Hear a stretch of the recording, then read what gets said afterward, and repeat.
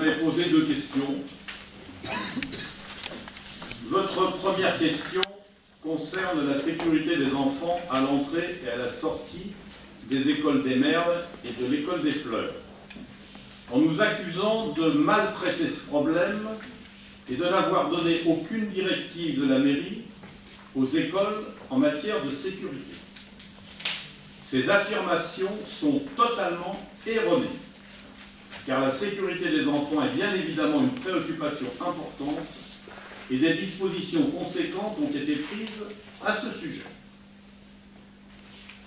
En ce qui concerne les directives, sachez que les directives de sécurité à l'intérieur des écoles relèvent du ministère de l'Éducation nationale et ont été données par ce ministère.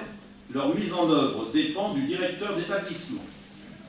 Néanmoins, la police municipale est intervenue à la rentrée dans tous les établissements scolaires de la commune pour rappeler ces consignes de sécurité. De plus, des passages réguliers sont effectués par une patrouille véhiculée aux horaires des entrées et sorties des écoles.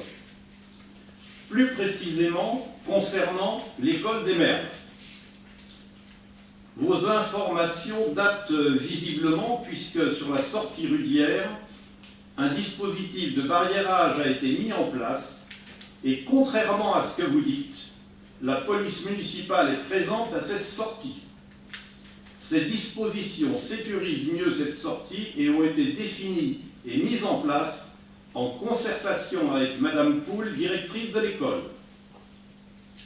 Pour la sortie rue du lieutenant Dagorneau de cette même école des Merles, nous avions eu connaissance de remarques de certains parents faisant état de la non-présence de personnel de l'école à cette entrée. Et nous avons pris contact immédiatement avec la directrice de l'école afin de vérifier les dispositions prises. Il s'avère que, systématiquement, le matin à la porte extérieure, une ou deux personnes contrôlent l'entrée des élèves. Le midi, il y a également deux personnes qui contrôlent l'entrée au niveau de la porte donnant sur la cour intérieure. La porte extérieure est ensuite fermée à clé par la directrice.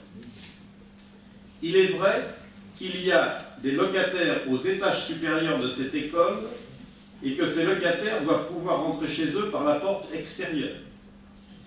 Cette situation perdure depuis de très nombreuses années. Et à ce jour, aucune solution permettant la séparation des flux scolaires et non scolaires n'existe, à part celle qui consiste à faire partir l'ensemble des locataires. Pour l'école des Fleurs, vous affirmez que l'on entre et que l'on sort comme on veut avec les enfants de cette école, ce qui est faux. Vous complétez par un témoignage anonyme, une fois de plus, qui accuse la mairie et les enseignants de faire preuve de légèreté quant à la sécurité de nos enfants. Ces accusations sont mensongères et je rappelle que conformément aux directives de l'académie, la direction de cette école a fait en sorte que deux personnes contrôlent systématiquement les entrées et donc aucune personne inconnue ne peut entrer dans l'école. Enfin, dans votre formulation, vous mettez en cause l'équipe pédagogique, laissant supposer un manque de probité, voire un manque de responsabilité vis-à-vis des enfants dont il a la garde. Je ne peux que déplorer cette attitude vis-à-vis de personnes qui, en plus de leur travail habituel, doivent mettre en œuvre des dispositifs de sécurité pour lesquels aucune aide de l'académie leur est apportée.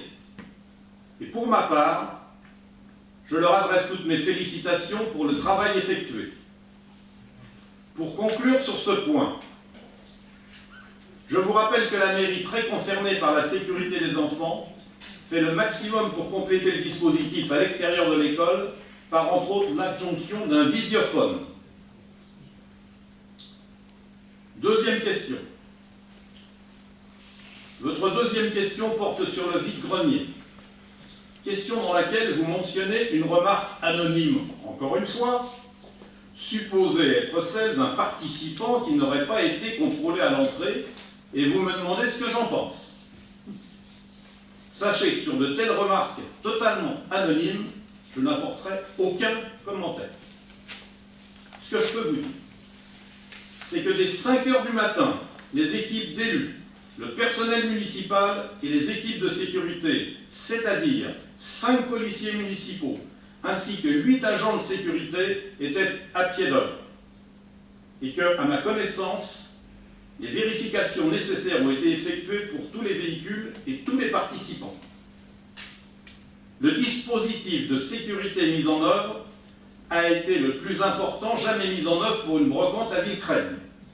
Et plutôt que de critiquer ce qui a été fait, je préfère féliciter pour leur action tous ceux qui sont intervenus de 5 heures du matin jusqu'à 19 heures le soir, afin de faire en sorte que la brocante se déroule dans les meilleures conditions, ce qui d'ailleurs a été le cas. Merci de votre écoute, le conseil est terminé.